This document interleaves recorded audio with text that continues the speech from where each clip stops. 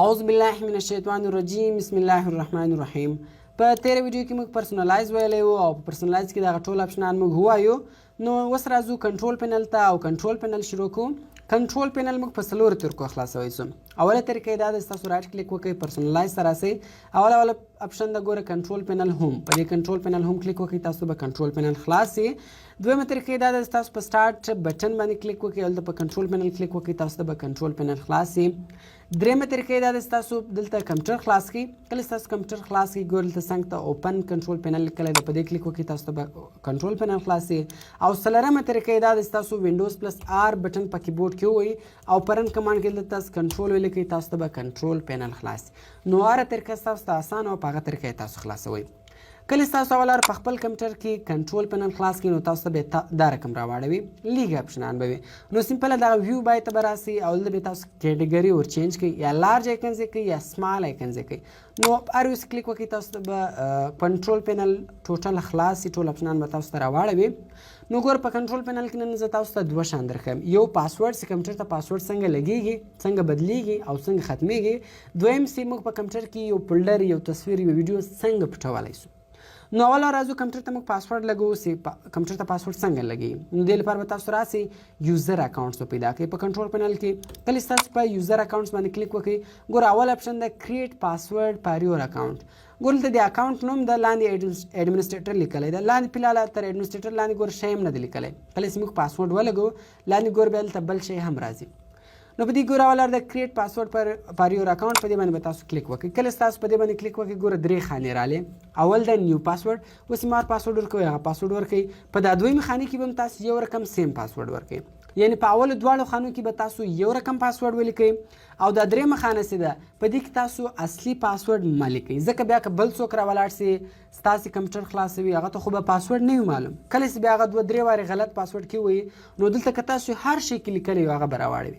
دلته تاسو خپل نوم کې ولیکئ یا یې خالي پرېږدئ، یا مثال اوس ګوره ما څلور عدده پاسورډ ورکړی د څلور کې ولیکئ. نو سمپله بیا په دې کریټ پاسورډ باندې به تاسو کلیک وکړئ. کله چې تاسو په کریټ پاسورډ کلیک وکړئ تاسو کتلی سئ دلته ګوره لاندې رالی وایي پاسورډ پروټیکټډ، پاسورډ ګوره ولګېدی. نو اوس که چیرې تاسو پاسورډ بدلوئ، مثال اوس تاسو پاسورډ لګولی و ستاسو ورور درڅې زده کوي یا بل چا درڅې زده کوي، پاسورډ که مو بدلوئ بیا به راسئ ګوره دلته یو اپشن د چینج یور پاسورډ، په دې چینج یور پاسورډ کلیک وکړئ ګوره اوس بیا څلور خانې رالی. اول د کرنټ پاسورډ، په کرنټ پاسورډ کې به تاسو موجوده پاسورډ ورکړئ، زوړ پاسورډ. زوړ پاسورډ به تاسو ته خامخا معلومي.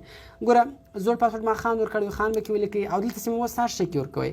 مثال ته خان دوه ارما ورکئ، خان دوه ارما ورکئ. نو دغه رقم دا بیا هغه خانه دلته که تاسو هر شی کې لیکئ، مثال خالي یې پرېږدئ، خپل نوم کې لیکئ، خو اصلي پاسورډ ما کې لیکئ. دلته ګوره ما کې ولیکئ اته، یعنی اته د پاسورډ ما ورکړی. چینج پاسورډ باندې به تاسو کلیک وکړئ ګوره تاسو کتلی سئ پاسورډ بدل سو. دغه رقم ګوره بیا راځو اوس کوم پاسورډ ختموئ، مثال له سره مو ټول کمپیوټر ته پاسورډ ور ختموئ نو بیا په دغه ریمیو یور پاسورډ په دې باندې به تاسو کلیک وکړئ. کله چې تاسو په دې کلیک وکړئ ګوره تاسو د کرنټ پاسورډ غواړئ، زوړ پاسورډ غواړئ نو دلته به تاسو پاسورډ کې ولیکئ هر پاسورډ چې تاسو ورکړی. ما خان دوه ورکړی ریمو پاسورډ ګوره پاسورډ ختم سو. دلته رالی پاسورډ پروټیکټډ ګوره ختم سو، یعنې پاسورډ ختم سو. نو ګوره بیا په دې کې د چینج یور پکچر دلته تاسو دغه تصویر بدلولی سئ. داسې بیا هر وخت کمپیوټر خلاص سي پاسورډ څه غواړي دغه تصویر به مالت ته راړوي.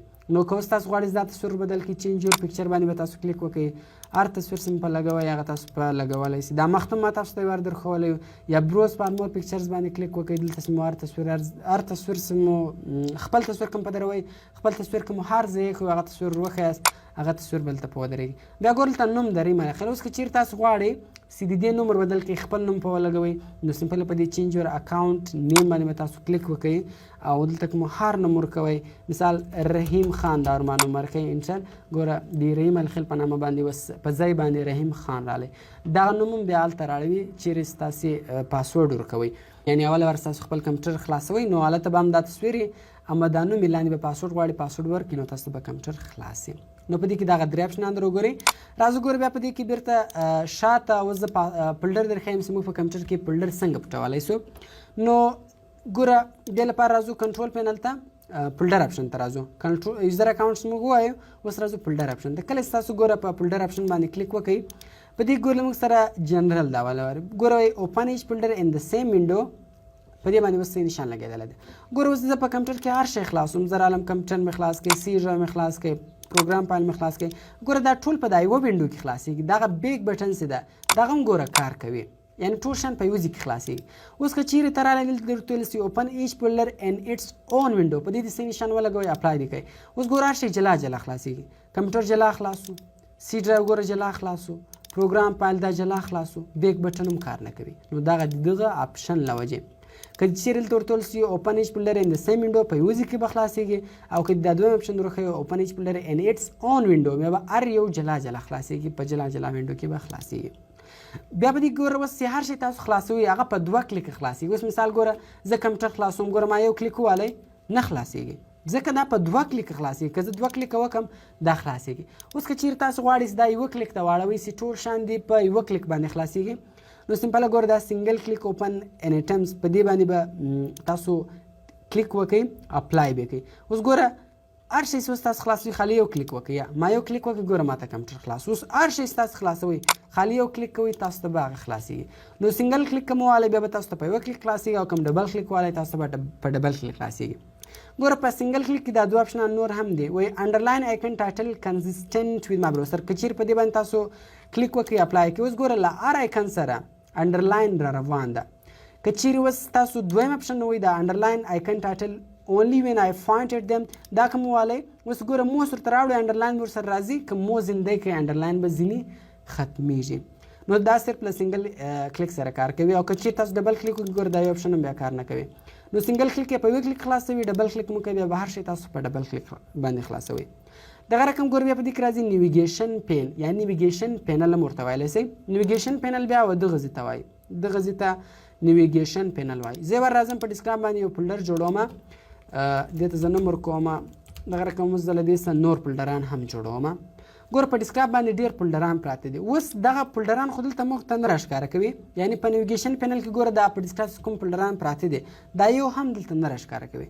اوس غواړم په ډسکټاپ څخه کوم فولډران پراته دي هغه دې ټول ماته دلته راښکاره کړي. نو سمپله په دا نیویګیشن پین یا نیویګیشن پینل کې په دې شو آل فولډرز باندې به تاسو نشان ولګوئ، اپلای به کوئ.